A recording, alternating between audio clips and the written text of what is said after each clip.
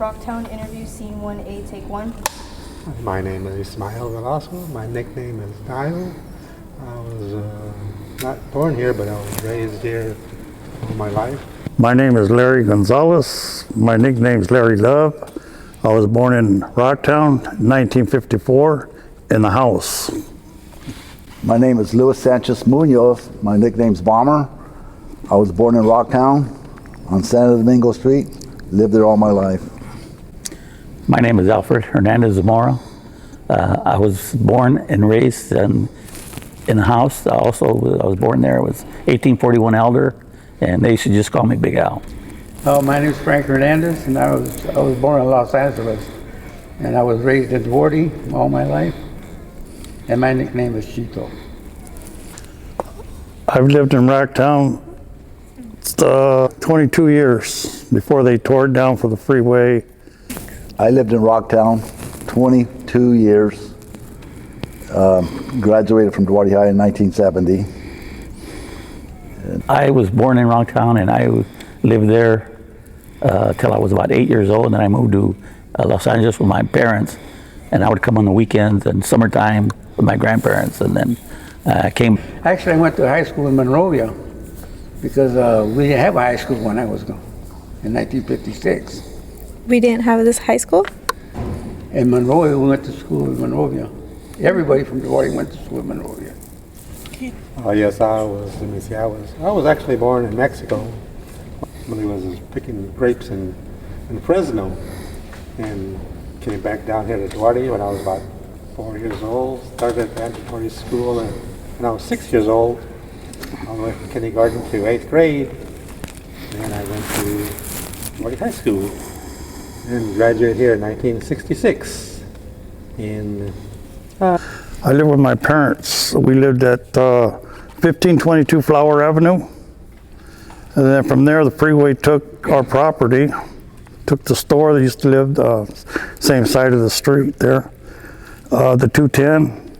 And then from there, we moved to 1939 Date Street back in 1962, I believe it was. And at that time, my grandmother owned that home. And believe it or not, my dad, what they gave him for the property back then was $4,500, the freeway, when they took it. And he bought the property on Date Street for $5,000 from my grandmother. And that's where I lived till 76, I think it was. I was there 22 years. Nice. I was born on 1612 Santo Domingo. Lived there 22 years. Went to elementary school and to Duarte. Went to Northview Junior High. Came here to Duarte High School and graduated class of 70. I got married at 20 years old and lived in Duarte for a couple of years and bought a house in Covina and moved out to Covina. Well, like I said, I was born there in our house. I lived in the back house. I think at that time we had 3 houses back there, if I remember right. He's my uncle. So anyway, we had 3 houses there, and we lived in the back house. Then when my mother decided to move to Los Angeles, I moved in with my grandparents. With my grandparents, she raised me pretty much all my life. Yeah. I was born in 42, and we left in, I guess, around 1960 or 61. Everybody bought us out, so we moved to Bowman Park. I lived at 2048 Central Street, down this same street here, all the way down, Rocktown over there. And that's when the freeway took our house to. We moved to Bloomdale, right 1 block away from Andrew Duarte School over there. Like I said, I lived at 1522 Flower Avenue in Duarte.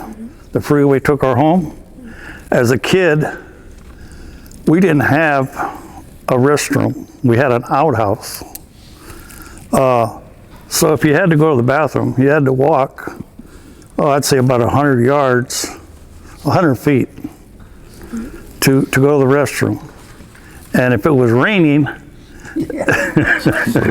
So do we. you were in trouble. My dad used to put wood planks So you wouldn't step in the water to go to the restroom. That's if you had to, you know. Otherwise, back then we would use a can if you had to do number one. Number two, you had to go to the bathroom, you know. So you had to go out there in the cold. And it could be 2 o'clock in the morning or whatever. And you had to walk out there and go, you know. So that's what it was for us. Thanks. Yeah, we were fortunate. We had a new house. We had a couple of houses on our lot. What I remember the most about Rocktown is we didn't have a park. Whatever we did, it was out in the street. Played baseball in the street, football in the street.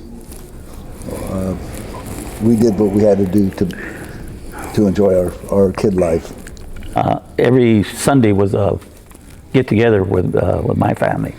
So my grandmother, I think she had 16 kids, something like that. 16 kids. 4, I think, died young when they were small kids. But all the rest of the family, every Sunday they would get together and we'd have a barbecue or eat. And I mean, it was a constant thing. If you didn't show up on Sunday, you know, everybody would want to know why come you didn't show up. Our yard was like a playground, but the whole neighborhood there in Rocktown was our playground. We used to go into the dam there, Standing Lake Dam, and we'd all go swimming there, fishing. We did, that was all our playground, the whole neighborhood was, you know. But All I can do is echo the same thing he said. You know, we had a good time, that's all. Yeah.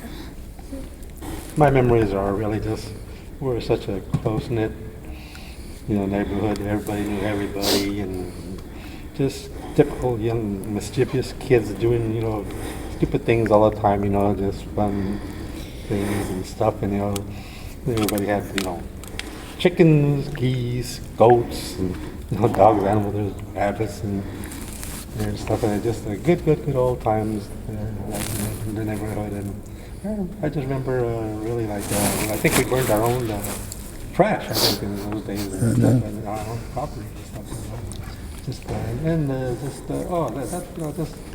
It was just a great time. It was just a great time being young.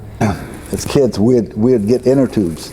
We'd go up to Fish Canyon and ride the rapids down. We had Black Bridge, White Bridge, and the Santa Fe Dam. And you talk about a good time. That was our river. I think everybody there had animals in their backyards. I mean, everybody had, you name it, from ducks, chickens, pigeons, cows, geese, Pigs. I mean, so when everybody's family were really close knitted, and so when they would show up on the weekends, my grandmother would tell us, "Hey, go get 4 or 5 chickens and let's get them ready to barbecue." So we'd have to go out and get the live chickens and kill them and peel them and whatever we had to do. And but that was almost every weekend we did that. Yeah. He actually has pictures of, we had a school, it was Davis School back in the day, and my brother, he passed away, but he would be 85 years old. In those pictures, they're sitting down with a group picture, and you could actually see the kids barefooted. They didn't have no shoes. He has a picture right there, you could show it to you. One of the main names of Rocktown, and they call it was my Uncle Leo. He was sort of like the playground where everybody would go to the alley there and hang around and talk and like that. But yeah, Leo, they used to call him Flamingo, Leo the Lion. They used to call him the mayor of Rocktown. But Leo was probably well known to all of Rocktown, and even, you know, I mean, Rocktown was a community there where everybody was almost like it was family net. Even though you weren't related in blood to some of them, it was still like a family thing. And because I can remember when I was growing up as a kid, where we didn't have locks on our doors. We used to hammer a nail on the side next to it and bend it over. So when you close the door, you pull the nail over to the side to keep the door from going back. So nobody at night, especially in the summer times, you slept with the doors open. You had no fear of anybody Windows, coming doors. into your house or anything like that. And